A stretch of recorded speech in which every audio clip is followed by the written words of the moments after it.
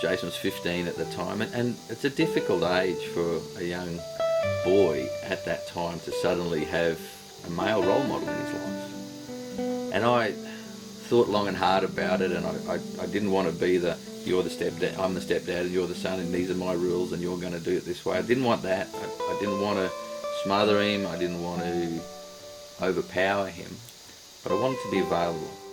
And it was about when he was 15, not long after his mum and him moved in with us, that we went on a program for, it was a father-son program for boys between the age of about 12 and 15. And he didn't want to go. And he kicked and screamed, and he feigned illness, and he threatened, and he did all of the tactics that had worked for him before with his mum. And to her credit, she held true, because she knew the value of spending some time out with men, because she hadn't been able to give that to him in his life. The transformation that I saw in Jason over that time was just miraculous. It really was. The bond that we formed was all I could have hoped it could be.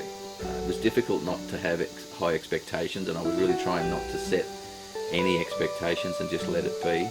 But deep down in my heart, obviously, I wanted it to be something special for us both. And it was. And Jason challenged himself. He was the sort of lad that his mum would always let off the hook out of her love and her desire to be the mother that she wanted to be. But she'd let him off the hook. Every time it got a bit hard, she'd come and rescue him. But she wasn't there to rescue him, and he had to step into his strength, and he had to look within himself to find the young man that was wanting to come out. And I was so proud of him, because he did. He's 17 and a half now, moving on in different parts of his life. He's got a job. I'm very proud of him that he's turning up every day. He wasn't academic. He didn't value school. I think it would be fair to say that he got caught up in a whole lot of the noise in his life around about that age, 11, 12, and that. Oh, look, having a blended family is ridiculously challenging, because my expectations are based on my upbringing and based on how I've run my household up till that point with my children. His expectations and his habits and his lifestyle are based on a completely different experience. Why should it work? The most helpful thing that's happened is for me to